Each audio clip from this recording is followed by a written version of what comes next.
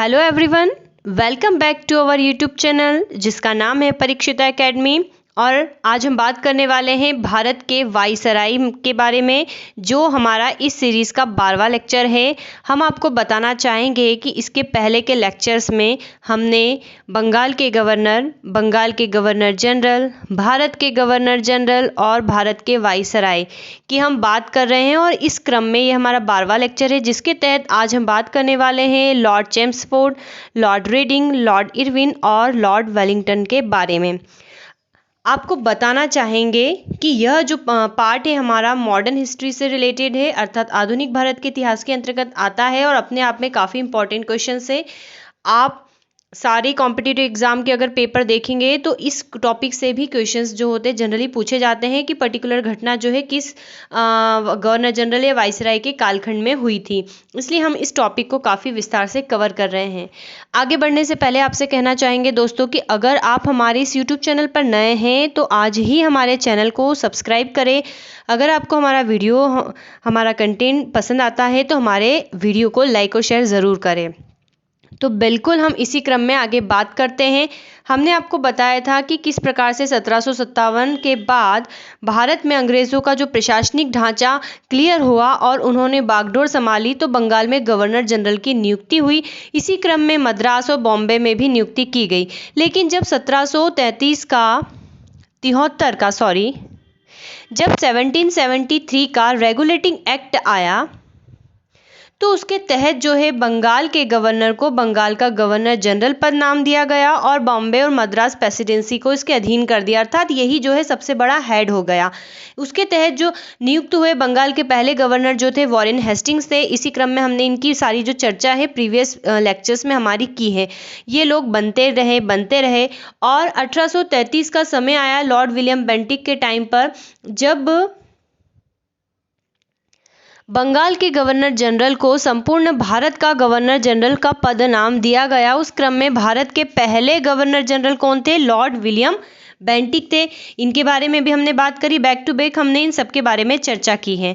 फिर आता है समय लॉर्ड कैनिंग का। अब इसके टाइम पीरियड आप देखेंगे तो देखेंगे कि 1857 की महान क्रांति जो होती है लॉर्ड कैनिंग के कार्यकाल में घटित होती है। जब 1857 की महान क्रांति घटित होती है तो जो ईस्ट इंडिया कंपनी अभी तक प्रशासनिक भागडोर संभाल रही थी, इसका जो शक्ति हस्तांतरण है वो हो जाता है क्राउन को। ब्रिटिश जो क्राउन रहता है वहाँ का जो गवर्नमेंट होता है उसको ट्रांसफ़र हो जाता है और उस समय भारत के गवर्नर जनरल को पद नाम दिया जाता है भारत के वायसराय का। और कई महत्वपूर्ण जो है परिवर्तन किए जाते हैं जो कि हम जनरली पॉलिटी में पढ़ते हैं। तो हम यहाँ पर केवल आउटर इन्हीं की बात करेंगे। तो भारत के पहले वायसराय कौन कहलाते हैं? लॉर्ड कैनिंग कहलाते हैं। इसके बाद के अर्थात जो भी है वायसराय कहलाते हैं। बात वही है, शासन प्रशासन की बागडोर वही है, लेकिन समय समय पे पद का नाम जो है बदला है, ये आपको ध्यान रखना है। तो इसीलिए हमने ये सारी बातें जो प्रीवियस लेक्चर में कर ली और इसी क्रम में आगे बढ़ते हुए हम आ जाते हैं लॉर्ड जो है हमारे भारत के वायसराय के लिए आगे के लिए लॉर्ड चेम्सफोर्ड, जिनका प्रशासनिक जो कालखंड रहा है 1916 से 1921 के बीच में रहा है। लॉर्ड रीडिंग 1921 से 1926 के बीच में, लॉर्ड इरविन 1926 से 31 के बीच में, लॉर्ड वेलिंगटन 1931 से 36 के बीच में। तो इन चारों की हम चर्चा करेंगे। देन उसके बाद हमारा 13वां वीडियो आएगा इनके ऊपर, ठीक है। और इन 13 वीडियो के साथ ही हमारे बंगाल के गवर्नर जनरल या भारत के वायसराय कह लीजिए का सारा खत्म हो जाएगा। देन इसके बाद हम एक वीडियो और लेके आएंगे जिसमें कि हम इन सभी का ओवरऑल एमसीक्यू फॉर्म में वीडियो लेकर आएंगे, जो कि एग्जाम पॉइंट ऑफ व्यू से काफ़ी इंपॉर्टेंट है। इनफैक्ट जितनी भी एग्जाम में इनसे रिलेटेड क्वेश्चंस पूछे गए हैं उसका कलेक्शन हम आपको देंगे हमारे वीडियो नंबर 14 में। तो चलिए हम आगे बढ़ते हैं और अब हमारे मुख्य टॉपिक पर आ जाते हैं और लॉर्ड चेम्सफोर्ड की बात करते हैं कि इनके समय में क्या खास घटनाक्रम हुए। तो इनके समय की अगर हम बात करें तो सबसे इम्पॉर्टेंट है लखनऊ अधिवेशन, जिसमें कांग्रेस का एकीकरण हो जाता है। कब? 1916 में। हम जानते हैं कि जब 1885 में इंडियन नेशनल कांग्रेस अर्थात भारतीय राष्ट्रीय कांग्रेस का गठन हुआ था एवं ह्यूम के नेतृत्व में, तो उस समय कांग्रेस था। फिर वक्त के साथ उदारवादी नेतृत्व मिला। फिर जब गर्मपंथी लोगों का एंट्री हुआ तो कुछ मतभेदों को लेकर जो लॉर्ड मिंटो द्वितीय के टाइम पर 1907 में सूरत में जब अधिवेशन हुआ था तो कांग्रेस जो है 2 धड़ों में बंट गई थी। 1907 में कांग्रेस 2 धड़ों में बंट गई थी, अर्थात कांग्रेस का विभाजन हो गया था, लेकिन पुनः कांग्रेस का जो एकीकरण है लॉर्ड चेम्सफोर्ड के समय पर हुआ था लखनऊ अधिवेशन में, इसलिए काफ़ी इंपॉर्टेंट है, ये वाली बात भी आपको याद रखना है। और साथ में मुस्लिम लीग के साथ इनका जो है समझौता भी हुआ। लॉर्ड चेम्सफोर्ड की अगर हम बात करें तो आगे इनके कालखंड में 1916 में पुणे में महिला विश्वविद्यालय की स्थापना होती है। दोस्तों ये अपने आप में काफ़ी इंपॉर्टेंट है, आपको दिख रहा होगा एक लाइन का। लेकिन जब आप भारत में सामाजिक और आर्थिक सुधार पढ़ते हैं, और जब ये भी हमारा टॉपिक है एमपीपीएससी प्री और मेंस दोनों का ही, तो उस पॉइंट ऑफ व्यू में महिला सुधारों के दृष्टिकोण में ये अपने आप में काफ़ी एस के धुर्वे का नाम आता है, काफ़ी इंपॉर्टेंट हो जाता है। तो 1916 में पुणे में महिला विश्वविद्यालय की स्थापना हुई, ये आपको याद रखना है। देखिए महिला यूनिवर्सिटी की स्थापना होने के बाद भी एजुकेशन ह्यूमन काफ़ी पिछड़ा हुआ था कुछ समय में, हालांकि इसमें इम्प्रूवमेंट हुआ है, तो आप देख सकते हैं। अगर हम बात करें नेक्स्ट इनके कालखंड की, तो 1916 में तिलक एवं एनी बेसेंट द्वारा होम रूल लीग की स्थापना की गई थी। जब हम आपको भारतीय स्वतंत्रता संघर्ष पढ़ाएंगे तब हम यहाँ पर इन चीज़ों को बहुत अच्छे से एक्सप्लेन करेंगे। अभी आप इतना याद रखिए कि ये लॉर्ड चेम्सफोर्ड के समय की महत्वपूर्ण घटना है, ठीक है। आप सन याद रखिए और जो पर्टिकुलर वाइसराय है इनका टाइम पीरियड याद रखिए, तो दोनों को ही आप कनेक्ट कर सकते हैं। और काफ़ी इंपॉर्टेंट है, 1917 में शिक्षा पर सैडलर आयोग का गठन किया गया। जैसे हमने देखा था कि डलहौजी के टाइम पर वुड डिस्पेच लाया गया था 1854 में, हमने देखा कि लॉर्ड रिपन के टाइम पर भी शैक्षिक सुधारों के लिए विलियम हंटर की अध्यक्षता में एक आयोग गठित किया गया था। उसी प्रकार आपको शिक्षा पर सैडलर आयोग का भी गठन जो है याद रखना है। और हम आपको बताना चाहेंगे कि इसके ऊपर आधुनिक भारत में शिक्षा के विकास के ऊपर हम एक दो वीडियो लेकर आए हैं, हमने अपलोड किए हुए हैं, तो आप उनको विस्तार से देखिए कि सैडलर आयोग में एक्चुअल में क्या परिवर्तन किए गए थे। लेकिन हम यहाँ पर केवल यही याद रख रहे हैं करेंगे, क्योंकि एग्जाम में पूछा जाता है कि सैडलर आयोग किससे संबंधित है, शिक्षा से, रेलवे से और मुद्रा से, कि कुछ भी ऑप्शन आपको दे सकते हैं। तो आपको याद रखना है कि सैडलर आयोग किससे संबंधित है, तो शिक्षा से संबंधित है। 1919 में रोलेट एक्ट आया था, बहुत फेमस रहा था कि ना कोई दलील ना कोई वकील और जिस पर शक हो उसको गिरफ्तार कर लो। अंग्रेज़ों का कानून था भारतीयों के लिए, तो रोलेट एक्ट था। रोलेट एक्ट के काफ़ी विरोध हुआ था हालांकि उस समय भी। और 13 अप्रैल 1919 को जलियांवाला बाग नरसंहार जो हुआ था, हत्याकांड हुआ था, उसके ये भी काफ़ी इंपॉर्टेंट घटनाक्रम है लॉर्ड चेम्सफोर्ड के समय पर, काफ़ी इंपॉर्टेंट है, एग्जाम में पूछ सकते हैं। जलियांवाला बाग हत्याकांड किसके शासनकाल में हुआ था, तो इसके टाइम पर हुआ था। जनरल डायर ने जो है गोली चलाने के आदेश दे दिए थे, सभी आप परिचित हैं। और उधम सिंह ने तो वहाँ पर लंदन में जाकर ही ठोक दिया था उस जनरल डायर को, तो ये याद रखिएगा। चलिए, तो खिलाफत आंदोलन, असहयोग आंदोलन भी इन्हीं के समय में जो है स्टार्ट हुआ था। हमें पता है जो तुर्की में खलीफा के पद को लेकर जो भारतीय मुस्लिमों ने खिलाफत आंदोलन बनाया था, इसी प्रकार असहयोग आंदोलन जो था महात्मा गांधी के नेतृत्व में जो है स्टार्ट हुआ था 1 अगस्त 1920 को, काफ़ी इंपॉर्टेंट है, उसने काफ़ी इंपॉर्टेंट रोल निभाया था। वैसे जब हम असहयोग आंदोलन पढ़ेंगे, खिलाफत पढ़ेंगे, सबकी चर्चा जो है हम भारतीय स्वतंत्रता संघर्ष के दौरान करने वाले हैं। चलिए, अगर नेक्स्ट हम बात करें तो तृतीय अफगान युद्ध जो है लॉर्ड चेम्सफोर्ड के शासनकाल में हुआ था। और इम्पॉर्टेंट है कि गांधी जी की जो स्वदेश से वापसी हुई थी वो भी हुई थी 9 जनवरी 1916 के टाइम पर।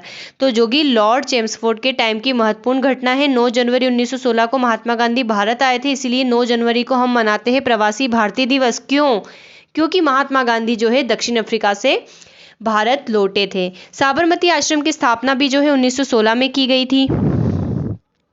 खेड़ा सत्याग्रह हुआ था 1918 में, और अहमदाबाद में सत्याग्रह हुआ था 1918 में। दोस्तों, ये वाले जो हम बात के जो कुछ पॉइंट पढ़ रहे हैं, आपको बता रहे हैं, इनके बारे में डिटेल में भी पढ़ना काफ़ी इंपॉर्टेंट है, जो कि हम स्वतंत्रता संघर्ष में बात करेंगे। अभी आप इतना याद रखिए कि ये पर्टिकुलर घटना इस सन में हुई थी।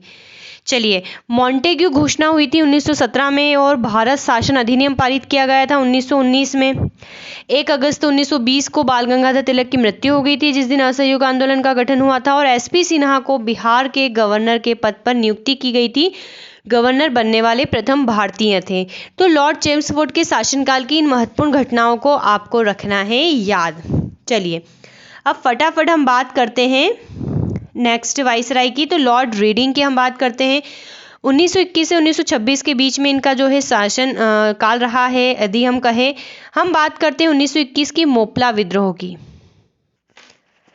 जो मोपला विद्रोह ये भारतीय मुस्लिमों के किसानों के द्वारा किया गया था। स्पेशली राजस्व मांग में वृद्धि और जोत के आकार में कमी के साथ साथ अधिकारियों के अत्याचारों ने केरल के मालाबार के जो मोपला किसान है उनके द्वारा ये विद्रोह किया गया था।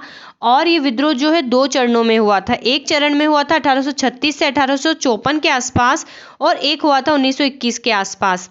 तो ये दोनों चीज़ें ध्यान रखना है आपको। 2 चरणों में हुआ था। जब हम जब अंग्रेज़ों के विरुद्ध जो भारतीयों के संघर्ष है वो टॉपिक पढ़ेंगे तो इसको वहाँ पर और डिटेल से पढ़ेंगे। चलिए, 1921 में एम.एन. रॉय द्वारा भारतीय कम्युनिस्ट पार्टी का गठन किया गया था।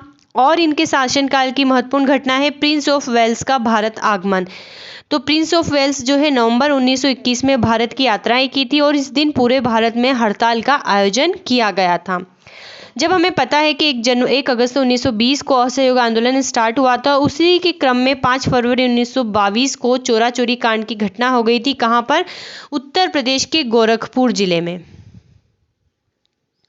उत्तर प्रदेश के गोरखपुर जिले में घटना हो गई थी, हिंसक घटना थी। जो आंदोलनकारी थे उन्होंने वहां के पुलिस स्टेशन को आग लगा दी थी, जिसके कारण महात्मा गांधी ने असहयोग आंदोलन वापस ले लिया था।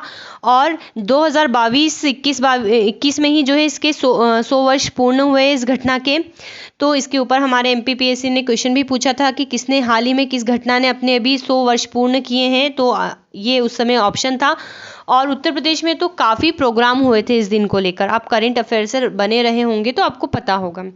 चलिए, अब नेक्स्ट है 1922 में इलाहाबाद में सिविल सेवा परीक्षा की शुरुआत हुई थी। तो इसके पहले जो सिविल सेवा परीक्षा थी वो लंदन में ही आयोजित की जाती थी, लेकिन पहली बार भारत के इलाहाबाद में 1922 में आयोजित की गई थी, जो कि लॉर्ड रीडिंग के कार्यकाल की अपने आप में काफ़ी महत्वपूर्ण घटना हो जाती है। और 1922 में विश्व भारती विश्वविद्यालय ने कार्य करना जो है प्रारंभ किया था। 1923 में स्वराज पार्टी की स्थापना हुई थी। हम सभी जानते हैं स्वराज पार्टी की जो स्थापना है चित्तरंजन दास एवं मोतीलाल नेहरू ने, ठीक है, दास है और मोतीलाल नेहरू ने इलाहाबाद में कांग्रेस के अंतर्गत स्वराज पार्टी की स्थापना की थी। 1923 के चुनाव में इस दल को मध्य प्रांत में बंगाल में पूर्ण बहुमत भी मिला था। 1910 की प्रेस एक्ट, नेक्स्ट अगर हम बात करें तो 1910 के प्रेस एक्ट, 1919 के रोलेट एक्ट की वापसी हो गई थी रीडिंग के टाइम पर। फौजदारी कानून संशोधन अधिनियम लाया गया था तथा कपास पर उत्पाद शुल्क की समाप्ति की गई थी।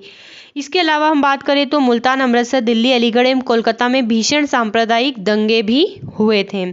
और यहाँ पर इस समय के कालखंड में जो है महामारी भी काफ़ी फैली थी, ये भी याद रखना है। काकोरी ट्रेन डकैती हुई थी 1925 में।